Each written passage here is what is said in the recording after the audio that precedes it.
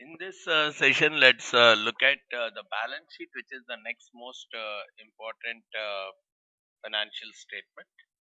As we have been discussing, balance sheet is something which is prepared at a point in time. It's not for a period.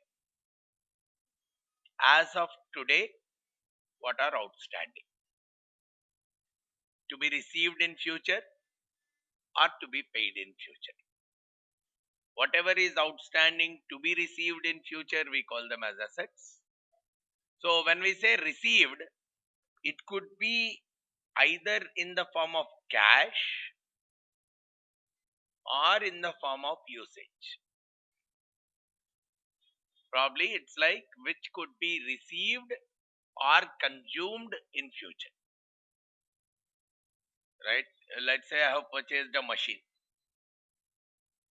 There is some portion of the machine only I have used this year. Some other portion of the machine is still to be consumed in future, right? Or when I have sold something to my customers, they are still to pay some cash to me, some benefit to be received in future, or some benefit I get out of the usage of something in future. These two things go as a part of the assets. In future, what are my benefits out of the current transactions? Probably look at it like this: out of the current transactions, whatever I have done, what are the benefits still to be received? They all go as assets. Out of the current transactions, whatever I have done till today, what are my payments which are pending still? To whom, how much I have to pay? They all go as a part of the liability. So the balance sheet typically contains the assets and the liabilities. So assets are something which provide future benefits. Either it could be in terms of, as I said, it could be in terms of usage or in terms of cash. Sometimes people say consumption or cash. In future, whatever I can consume, which I have already invested, but I can consume it even in future. Almost all my assets are like that, right? If I have purchased a machine or a building, I might have spent on it today, but I will use it for next few years. So some portion is still pending for the next year in terms of usage. They all will go as a part of my asset. Transaction has already happened in the past, but the usage is still pending in the future. Those all will go as a part of assets. If you understand each and every word of these statements, it becomes very easy to play around, right? Here we are simply talking about the transaction which has already occurred, the financial transaction, the moment and money movement, everything has already happened, but the usage of it is still pending in the future. Those all we are calling as assets. Similarly, liabilities, where we have to pay to someone else in future for the transaction which has already occurred. Let's say I have taken the raw materials from my vendor, but I did not pay to him, pending from my side. I have taken a loan from a bank, I have to pay to them, pending from my side, right? I did not pay the last two salaries of my employees, pending from my side. I have to pay something towards the pension of my employees, pending from my side, right? As of today, these are various things which are pending from my. I have to pay taxes, pending from my side, as on that particular day, for the transactions which have already occurred. What all are pending from my side to be paid? They all go as liabilities. What all are pending for me to receive or use? They are all coming out as assets, right?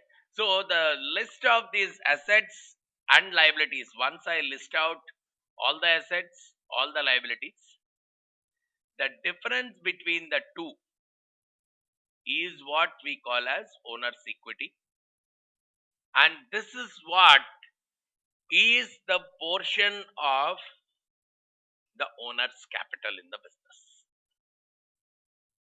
Is the portion of owner's capital in the business, which means if at all the company goes bankrupt today, if at all the company shuts down today, right? Logically speaking, all these assets is the total worth. Let's assume in a very simplistic sense, whatever are the worth of these assets, whatever the different people, whatever is outstanding to different people, they'll take some portions from this.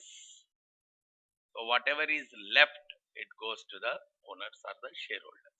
So the shareholders claim on the company is what is called as owner's equity. Whatever, so if it is positive, the shareholders will get something if the company winds up today. If they are negative, it means that shareholder will get zero. He is losing out his entire money. That is what we are defining as owner's equity. And when do I put something in assets and liabilities? The future economic benefit should be probable. To a large extent, there should be a good chance that I will receive this money. If I'm sure that I will not get the money, I should not show them in asset. I'm sure that I will not pay the money, I should not show them in liabilities. There should be a good amount of what you call probability or chance that that is the benefit. And that should be measurable also. Something which is not easy to quantify. As I talked about customer satisfactions and all, they cannot be monetarized, right? If I cannot quantify or monetize those kind of things, they will not go into the balance sheet at all. Only something which can be measurable and probable. If I know this guy will not pay to me at all, I should not show as future benefit. Only if I expect that he will pay to some extent or other, I'll show it in my balance sheet. Otherwise, I'll remove it. If I am very much sure that he is not going to pay, I should not show it in my balance sheet as a future benefit, because I know that I will not get it. Better show it as a loss in your P&L statement saying that you will not get it. Getting it? So these are some of the rules. And the most common way people present the balance sheet is the classified balance sheet, where assets are divided into current assets and non-current assets. Liabilities are divided into current liabilities and non-current liabilities. That's the most common form of presentation of the balance sheet today. Right? You'll see those 4 headings and owner's equity, 5 headings. Right? Current, non-current for assets, current, non-current for liabilities, as well as owner's equity. But in some cases, you will see the liquidity-based presentation, which is generally done by, used to be done generally by banks and some financial institutions, wherein it is not in terms of current, even within current also, in the increasing order of liquidity. First cash, then something which can get converted into cash very easily, something which will get converted next, probably some short-term investments which will take 3 months to get converted into cash, probably something else which takes 6 months to get converted into cash. That is what is an increasing order of liquidity kind of a representation. But the most common form is current assets, current liabilities, long-term assets and long-term liabilities kind of a mechanism itself. Right?